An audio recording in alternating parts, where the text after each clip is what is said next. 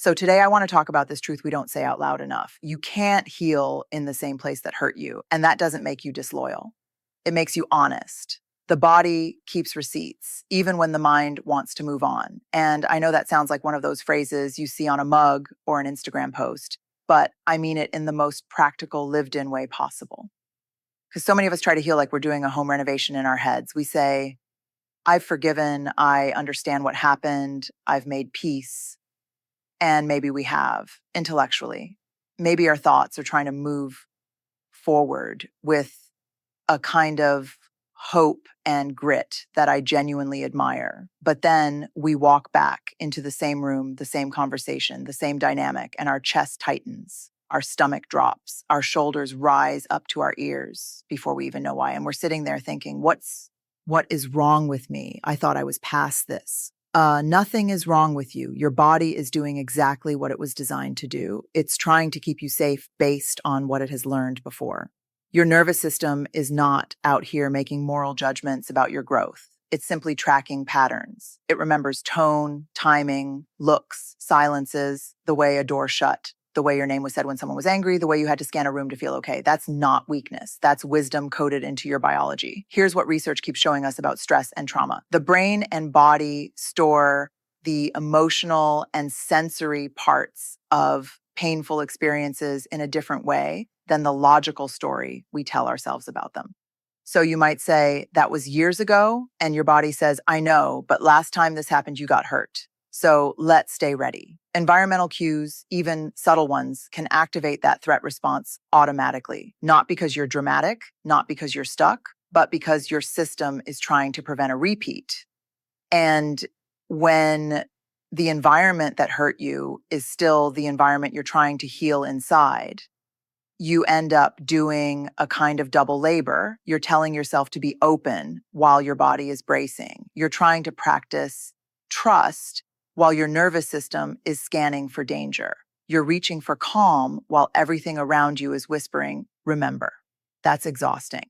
That's why people feel like healing is failing them. It's not failing you. You're just trying to grow a garden in soil that keeps getting salted. I've watched this play out in my own life and in countless conversations with people who are trying so hard to be brave. We don't need more self-criticism on top of a wound.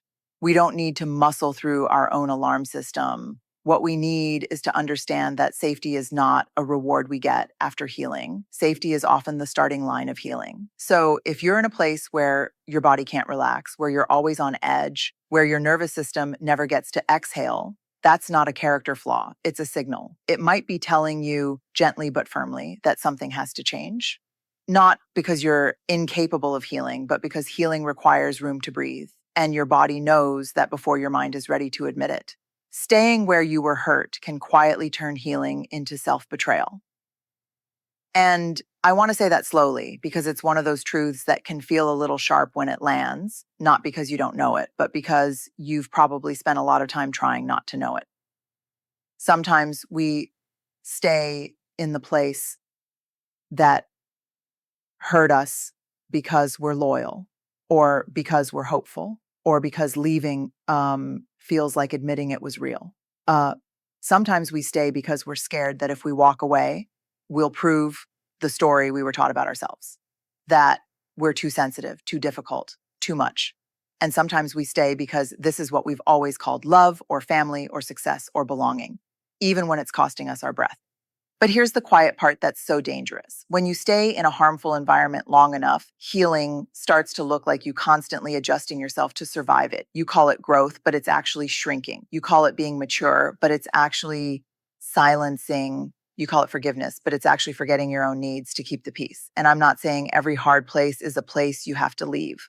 Life is hard, relationships are hard, work is hard, but there's a difference between hard and harmful. Hard stretches you, but it doesn't break your sense of self. Harmful teaches you that your boundaries are negotiable, that your feelings are inconvenient, that love requires you to disappear a little at a time. If you find yourself rehearsing conversations in your head before you have them just to avoid backlash, if you're monitoring your tone, your face, your needs, your joy, if your healing requires you to be smaller so someone else can be comfortable, that is not healing. That is survival dressed up in a nicer outfit. And look, I get it. There's grief here because walking away from what hurt, you can feel like you're walking away from what you wanted it to be. The marriage you hoped would soften, the family you hoped would see you, the job you hoped would finally value you, the friend you hoped would stop wounding you by accident. Letting go of the fantasy can feel like another loss stacked on top of the original hurt. But staying doesn't keep you safe from loss. It just makes the loss happen slowly inside your own skin. It turns you against yourself in tiny daily ways. You stop trusting your gut. You stop naming what you need. You stop honoring what you feel. And that's where self-betrayal grows, not in one dramatic moment, but in 1,000 quiet compromises. Healing asks for your honesty first, not perfection, not politeness, honesty. The kind that says, this is hurting me, even if other people don't agree. The kind that says, I can love you and still not be able to heal here. The kind that says, my well-being is not a collateral damage I'm willing to keep paying. Because you deserve more than a life where your healing depends on your ability to tolerate heartbreak. You deserve a life where healing is supported, not sabotaged. And if staying means abandoning yourself, then leaving is not the betrayal. Staying is. Distance is not punishment. Distance is clarity. And I know that can sound almost too clean, too simple, especially if you've been taught that stepping back is selfish or dramatic or disloyal. A lot of us grew up in families, workplaces, relationships where closeness was the currency of goodness. If you stayed close, you were loving. If you pulled away, you were the problem. So when we start to need distance, we don't just feel sad, we feel guilty. We feel like we're doing something wrong. But distance, real healthy distance, is not a weapon. It's not a threat. It's not you slamming the door and saying, fine, I'm done forever. Most of the time, it's you saying, I need to breathe long enough to hear my own voice again. Because here's what happens when you're inside the hurt place all the time. Your perspective shrinks to survival size. You're not asking, what do I want? You're asking, what do I need to do to get through this day without getting hurt again? And those are two very different questions. One is about living. The other is about enduring. Think about it like this. If you've ever tried to read a label from 2 inches away, you know you can't make out the words. You just see blur. That's what being too close to pain does. It blurs the truth. You can't tell where you end and where the hurt begins. You can't tell what's yours to carry and what never belonged to you in the first place. You can't even tell what's actually happening because your nervous system is busy keeping watch. Distance gives you the ability to see, not to judge, not to punish, to see.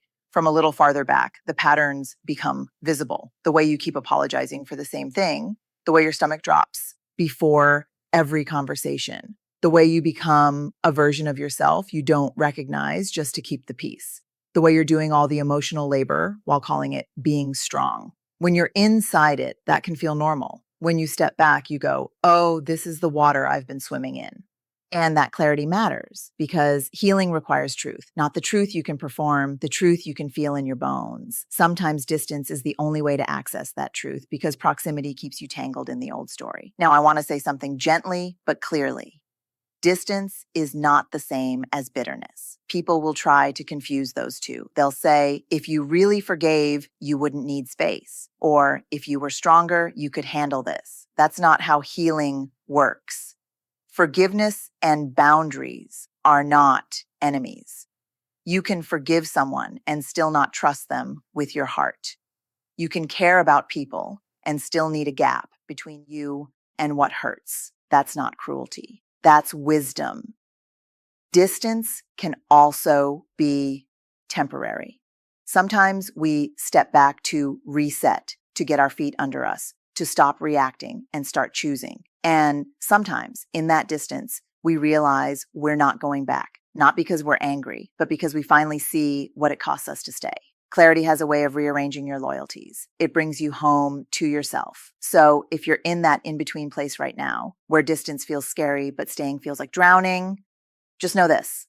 Stepping back doesn't make you a bad person. It makes you a person who is paying attention to what you need to heal. And that is brave. You are allowed to outgrow roles that were built in your pain.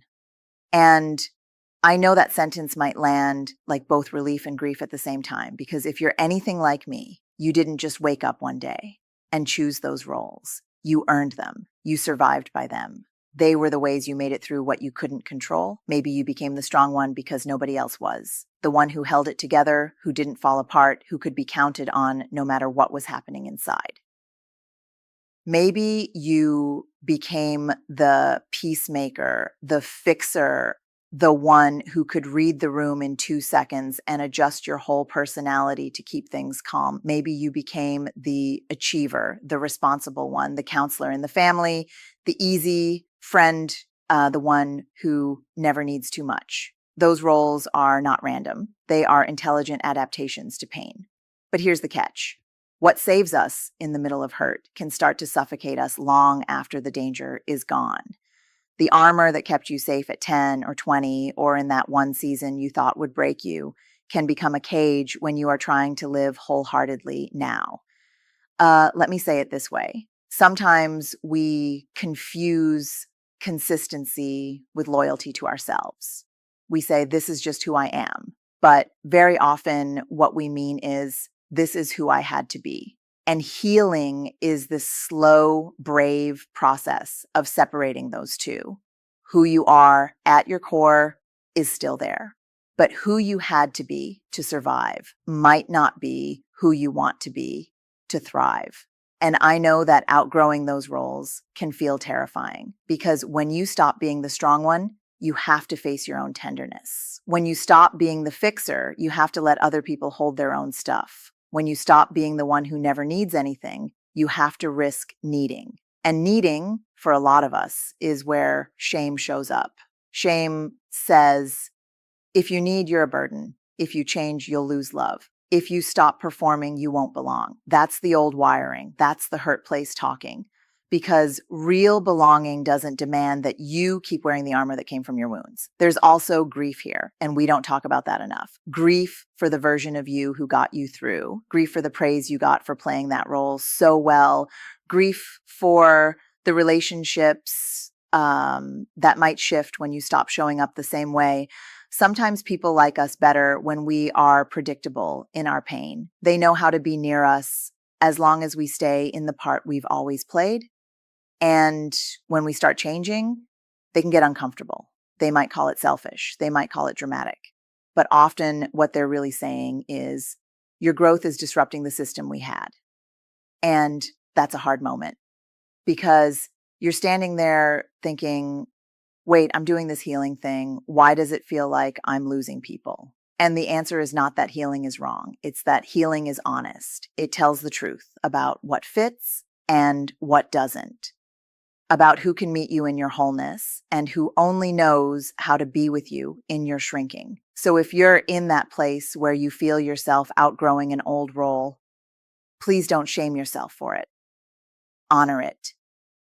Thank the part of you that learned how to survive, and then gently, bravely, let yourself become someone who doesn't have to survive anymore.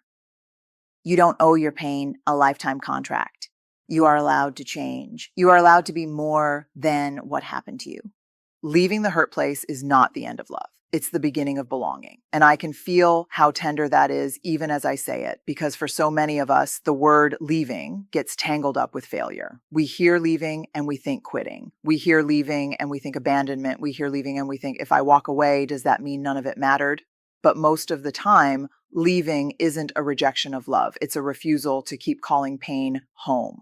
Let's be honest about something. A lot of us have been taught that love equals endurance, that if you love a place, a person, a community, you prove it by staying no matter what. You absorb the hurt, you rationalize the behavior, you keep showing up smaller and quieter and more careful. And then we call that loyalty. We call that character. We call that being the bigger person. But if belonging costs you your self-respect, your boundaries, your nervous system, your voice, that's not belonging. That's bargaining. That's you paying rent to stay in a space that keeps wounding you. Real belonging is not something you buy with your suffering. Real belonging is something that meets you when you show up as you are, doesn't demand that you twist into someone more convenient. It doesn't punish you for having needs. It doesn't make you earn your place by tolerating heartbreak. Belonging says, there you are, not prove you deserve to be here. And here's what I've learned watching people walk away from what hurts them. Leaving often looks like heartbreak on the outside, but on the inside, it's a return. It's a return to your own skin, your own values, your own truth. Sometimes the most loving act you can offer yourself is to stop participating in a story that requires you to stay wounded, to stay connected. Now, does leaving mean you stop loving? No. Love can outlive proximity. Love can be real and still not be safe. Love can be deep and still not be healthy. We are capable of holding those complexities, even though we'd rather not. It's so much simpler to say, if I love you, I'll stay. Or if I leave, I never loved you. But that's not human. That's not life. Life is messy and nuanced and heartbreaking and beautiful all at once. Sometimes leaving is what finally creates the conditions for love to become something better, even if that love changes form. And sometimes leaving is what makes room for a different kind of love altogether. The love that doesn't come with a price tag attached to your dignity. And let's talk about the fear underneath all of this, because when people consider leaving the hurt place, what they're really asking is, will I be alone? Will I still matter? Will I find somewhere I fit? That fear is real. Our brains are wired for connection. We would rather stay in familiar pain than risk unfamiliar loneliness. That's not weakness. That's being human. But healing does something powerful here. It resets your compass. It teaches you to recognize what safe connection feels like. Not perfect connection. Safe. The kind where you can exhale, the kind where your joy isn't suspicious. The kind where you don't have to translate your pain into something palatable to be taken seriously. So when you leave what hurts, you're not walking away from belonging. You're walking toward it. You're saying, I want the kind of life where I can be whole. And that is not selfish. That is sacred work. You don't have to stay loyal to what is breaking you. You get to choose what helps you heal. And you get to find a place that feels like home. So here's where I want to leave you. If you're sitting with this idea and feeling that mix of fear and relief, that is a really good sign. It means you're listening to yourself. It means some part of you is done pretending that healing is supposed to happen in spaces that keep you braced, small, or silent. You are not failing because your body reacts. You are not weak because you need distance. You are not disloyal because you've outgrown what once held you. You're human, and you're learning the difference between surviving and living. That's brave work. And maybe the hardest part of all of this is trusting that stepping away from what hurt you is not abandoning love. It's choosing belonging, the belonging that lets you breathe, the belonging that doesn't demand you earn your place by suffering, the belonging where you don't have to wear armor just to be accepted. If you decide to leave a place, a pattern, a role, or a relationship that keeps wounding you, please remember this. Leaving is not the opposite of love. Leaving can be an act of